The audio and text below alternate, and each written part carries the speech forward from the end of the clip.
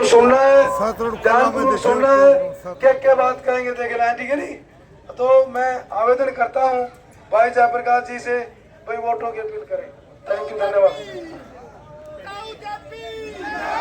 बहुत ही सम्मान के योग इस देश की लोकसभा के सबसे छोटी उम्र के 5 बार के सदस्य, जिन्होंने आपकी संकट की घड़ी में सड़क से लेकर के संसद तक लड़ाई लड़ी, चाहे वो कोरोना काल की थी, चाहे किसान पे संकट था, चाहे खिलाड़ियों से अन्याय था, चाहे ओपीएस बहाली की लड़ाई थी, चाहे पंच सरपंच पे जो सरकार की तानाशाही रवैया था उसके खिलाफ लड़ाई लड़ी हमारे नौजवान साथी। और मैं एक और बता दूं, हमने आजादी के बाद देश में अगर 5 बार का कोई 46 साल की उम्र में सांसद है तो केवल भूपेंद्र सिंह हुड्डा है। आज तक कोई सांसद 46 साल का नहीं रहा, 5 बार। और यहाँ से कांग्रेस पार्टी के उम्मीदवार हैं भाई रामनिवास घोड़ेला। साथियों, आज हम सब साथी, हमारे और साथी मंच पे खड़े, सब साथी आपसे वोट की अपील करने आए, क्योंकि कांग्रेस पार्टी ने रामनिवास घोड़ेला को यहाँ से उम्मीदवार बना करके भेजा है।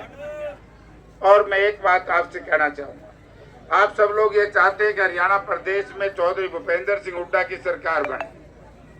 मुझे कई दिन पहले पत्रकार साथियों ने पूछा कि जयप्रकाश जी, मुख्यमंत्री का चयन कैसे होता है। मैंने कहा कि मुख्यमंत्री का चयन तब होता है या तो सीटिंग चीफ मिनिस्टर हो, अगर सीटिंग चीफ मिनिस्टर नहीं है तो विधायकों की अनुशंसा और जिनके नाम से वोट मांगे जाते हैं, पार्टी हाईकमांड हमेशा ही अपने स्टालवार नेता को कभी खराब नहीं करती। राहुल गांधी जी पूर्ण रूप से प्रजातंत्र में विश्वास रखते हैं।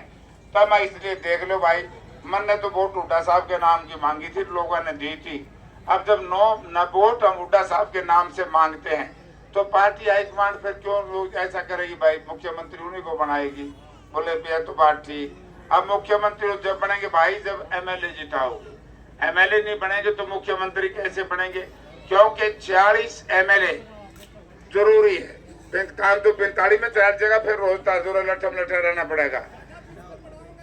55 महीने काम चलता है, 55 बढ़ाओगे। मुख्यमंत्री के पाचा की सरदार से लाडू में तो 5 बढ़ावांगे। आज हालत ये है कि देखो, हरियाणा प्रदेश की जनता ने लोकसभा में एक निर्णय लिया कि हरियाणा प्रदेश में सत्ता परिवर्तन करें। एक बार भाई महिलाएं हमारी आगे आ दो यारो, थोड़ा राह दे दो, बन की बात। तो लोकसभा में जिस तरीके से आप लोगों ने 9 में से 5 सीट कांग्रेस पार्टी जीती, बीजेपी 4 सीट जीती, 5वीं सीट भारतीय हमारी थी, आम आदमी पार्टी की थी। और मैं तो हमेशा से कहता था, केजरीवाल साहब को भी मैंने कहा था, अगर वो सीट हमारे सिंबल पे होती तो कुरुक्षेत्र की 6ठी सीट में कोई हरा नहीं सकता था। तो इसलिए आपसे मैं एक ही नम्रतापूर्वक निवेदन करना चाहूंगा कि हरियाणा प्रदेश के विकास के लिए, हरियाणा प्रदेश की तरक्की के लिए आप ये चाहें कि हरियाणा प्रदेश में चौधरी भूपेंद्र सिंह हुड्डा के नेतृत्व में कांग्रेस पार्टी की सरकार बने, तो साथियों फिर रामनिवास घोड़ेला को ज्यादा से ज्यादा वोटों से यहाँ से जिता करके भेजे, तब जाकर के हरियाणा प्रदेश में कांग्रेस पार्टी की सरकार बनाने में इनका सहयोग होगा। ठीक है कि नहीं? यही बात कहना आए थे भाई। अब मैं पगड़ी लिया सरपंच नरेश, थोड़ी सी कंजूसी बरता है, 5-7 फिर आवा है। एमपी साहब को भाई नरेश पूर्व सरपंच जी पगड़ी बनाएंगे। भाई मौके के सरपंच प्रदीप भाई, हमारे भाई सारे सांसद भाई जयप्रकाश जी को, जयप्रकाश जी, और मेरे को मेरा भाई अशोक पुनिया जी बनाएगा। अब आपकी अभी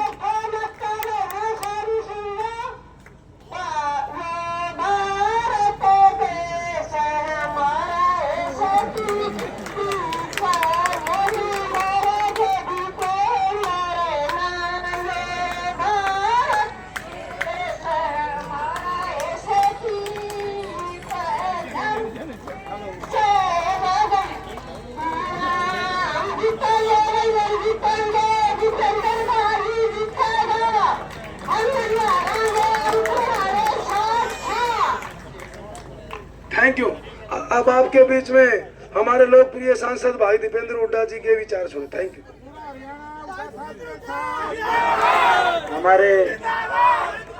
हमारे बीच में हमारे हिसार से हमारे सांसद, आपके सुख दुख के साथी, हरियाणा की बुलंद आवाज आदरणीय जयप्रकाश जी, हमारे बरवाला से कांग्रेस पार्टी के प्रत्याशी जिनको आप आशीर्वाद देकर और चंडीगढ़ हुड्डा साहब के पास भेजने की तैयारी कर रहे हैं, हमारे भाई रामनिवास घोड़ेला जी और सभी पितातुल्य बुजुर्ग नौजवान साथी माताएं बहनें, आज पूरे हरियाणा में कोने कोने में सारी रिपोर्ट आपके पास आई गई होगी। ठीक चल रहा है? रिपोर्ट हरियाणा में ओके आ रही है कि नहीं आ रही? अपने गांव की कैसी रिपोर्ट है?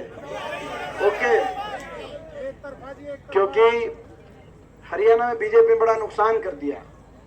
जो 10 साल पहले हरियाणा जो विकास और खुशहाली का प्रतीक प्रदेश था, आज 10 साल की बीजेपी की सरकार के बाद देश में नंबर 1 बन गया बेरोजगारी में, देश में नंबर 1 बन गया हरियाणा महंगाई में, देश में नंबर 1 बन गया हरियाणा नशे में, अपराध में।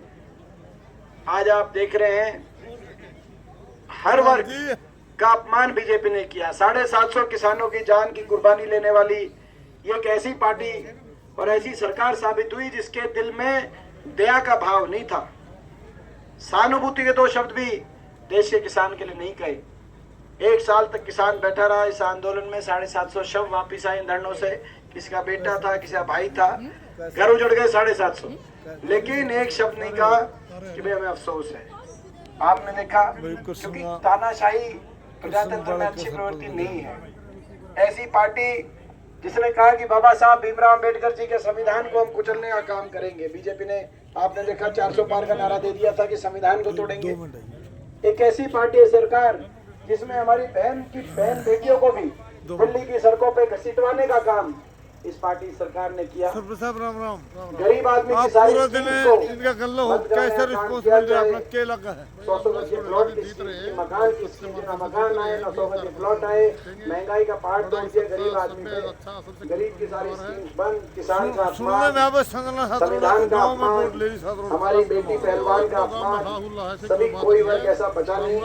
सरपंच ने सरपंचों पे लाठीचार्ज, कितने वोटों जीत कर्मचारी मांगा? ने कर्मचारियों पे लाठीचार्ज, हर वर्ग का अपमान एक तरफा बीजेपी ने किया है। मैं आपसे पूछना चाहता हूँ, आज जो दीपेंद्र हुड्डा और सांसद जयप्रकाश जी उसका मैं पूछना चाहता हूँ फर्क पड़ेगा? भाई ये हमारे देश के किसान के साथ अन्याय किया था कि नहीं किया था बीजेपी? हमारी बेटियों के साथ अन्याय किया था कि नहीं किया था बीजेपी? जो ग्रास रूट से तो भाई सबका अब अन्याय का बदला वोट की चोट लेने का समय आ गया है। एक एक वोट आप रामनिवास घोड़ेला जी यानी आज कांग्रेस पार्टी को 20-25 हज़ार रुपए वोट बढ़ गए। यहाँ से आप जिताकर भेजना। आपकी सरकार चंडीगढ़ में